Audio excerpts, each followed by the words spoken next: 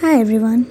I hope that you're all having a great day so far, and thank you for joining us yet again for our podcast. Let's talk about it. Since we received so much love from all of you for our last meditation podcast, today we're back with yet another meditation practice for all of you to offer you a few minutes of respite from the hustle and bustle of our everyday lives. This meditation is called the mountain meditation, and it is designed to develop a sense of stillness, a sense of calm, and to truly connect with our inner strength and stability. So without any further ado, let's begin. This meditation is normally done in a sitting position, either on the floor or a chair, and begins by sensing the support you have from the chair or the cushion.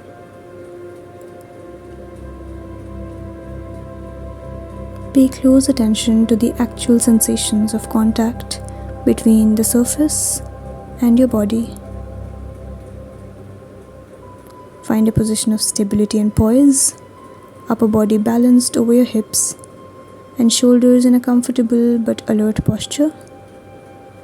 Hands on your lap or your knees, arms hanging by their own weight like heavy curtains, stable and relaxed. Now bring your focus to your body, feeling your feet, legs, hips, lower and upper body, arms, shoulders, neck, and head.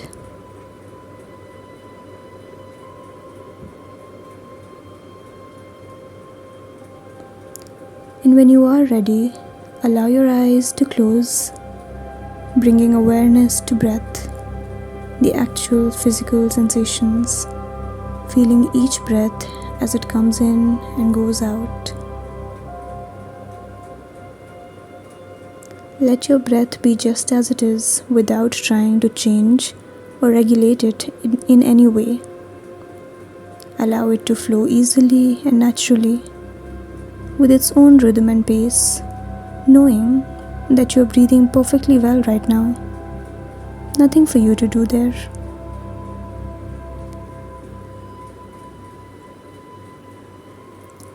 Allow the body to be still and sit with a sense of dignity, a sense of resolve, a sense of being complete, whole, in this very moment, with your posture reflecting this sense of wholeness.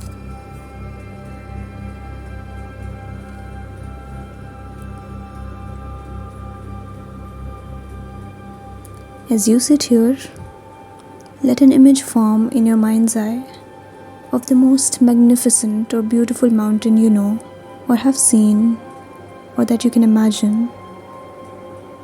Let it gradually come into greater focus. And even if it doesn't come as a visual image, allow yourself to sense this mountain. Feel its overall shape, its lofty peak or peaks high in the sky, the large base rooted in the bedrock of the earth's crust, its steep and gently sloping sides. Notice how massive it is, how solid, how unmoving, how beautiful, whether from afar or up close.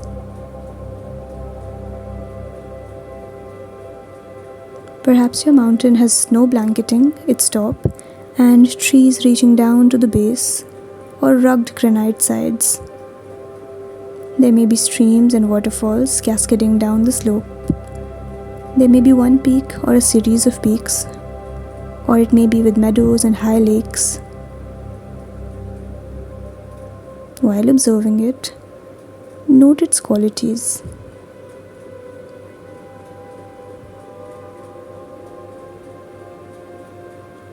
And when you feel ready, see if you can bring the mountain into your own body, sitting here so that your body and the mountain in your mind's eye become one, so that as you sit here, you share in the massiveness and the stillness and the majesty of the mountain. You become the mountain. Grounded in the sitting posture, your head becomes the lofty peak, supported by the rest of the body and affording a panoramic view. Your shoulders and arms become the sides of the mountain. Your buttocks and legs are the solid base, rooted to your cushion or your chair. Experience in your body a sense of uplift from deep within your pelvis and spine.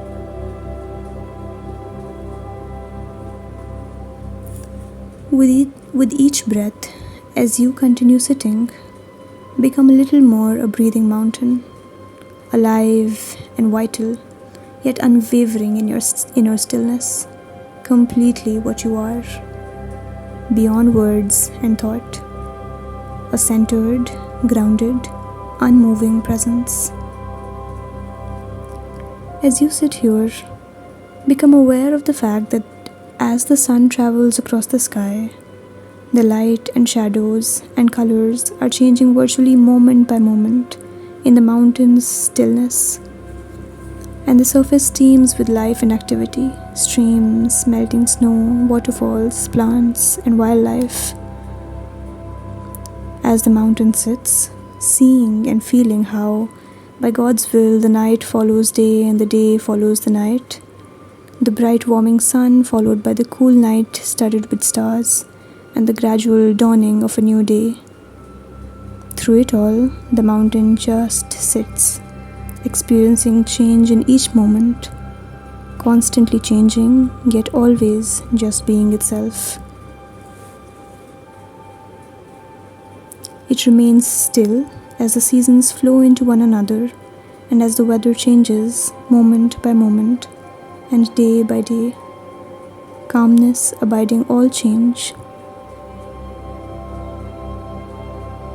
In summer, there is no snow on the mountain, except perhaps for the very peaks or in crags shielded from direct sunlight. In the fall, the mountain may wear a coat of brilliant fire colors. In winter, a blanket of snow and ice. In any season, it may find itself at times enshrouded in clouds, or fog, or pelted by freezing rain. People may come to see the mountain and comment on how beautiful it is, or how it's not a good day to see the mountain, that it's too cloudy, or rainy, or foggy, or dark.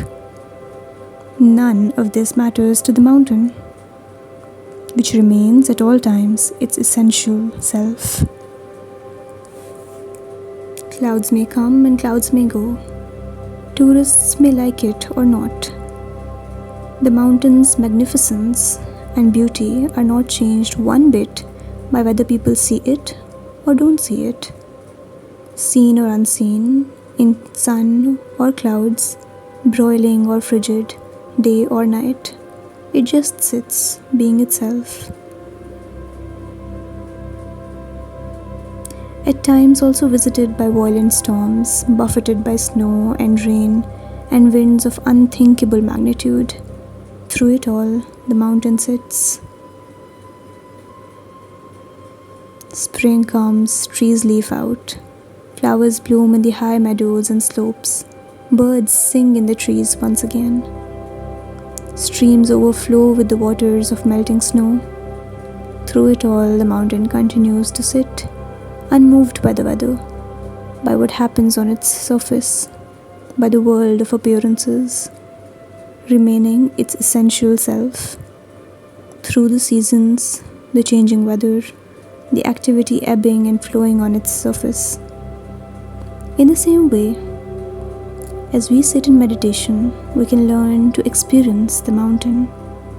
We can embody the same central, unwavering stillness and groundedness in the face of everything that changes in our own lives, over a period of seconds, over hours, over years.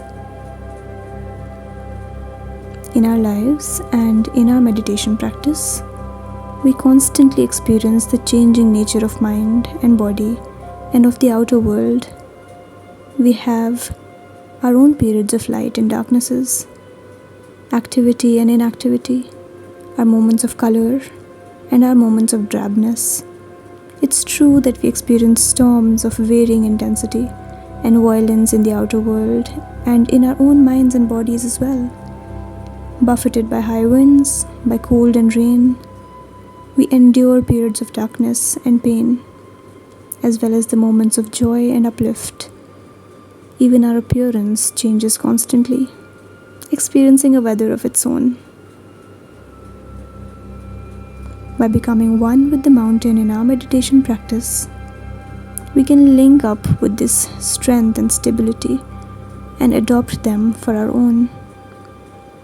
We can use the mountain's energies to support our energy, to encounter each moment with mindfulness and equanimity and clarity. It may help us to see that our thoughts and feelings, our preoccupations, our emotional storms and crises, even the things that happen to us, are very much like the weather on the mountain. We tend to take it all personally, but its strongest characteristic is impersonal. The weather of our own lives is not to be ignored or denied. It is to be encountered, honored, felt, known for what it is, and held in awareness. And in holding it in this way, we come to know a deeper silence and stillness and wisdom. Mountains have this to teach us, and so much more, if we can just let it in.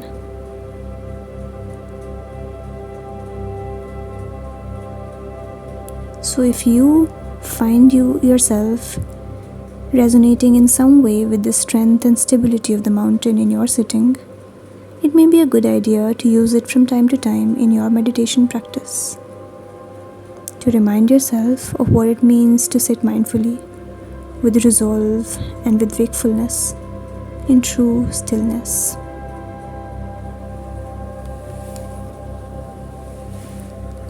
So in the time that remains, continue to sustain the mountain. Continue to sustain this mountain meditation on your own, in silence, moment by moment.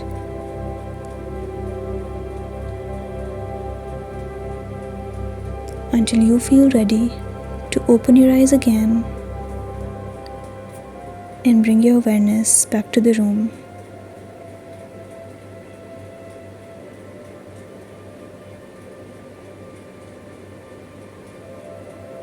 Hope you had a great time experiencing the mountain, and we will meet again. Until next time, thank you for tuning in.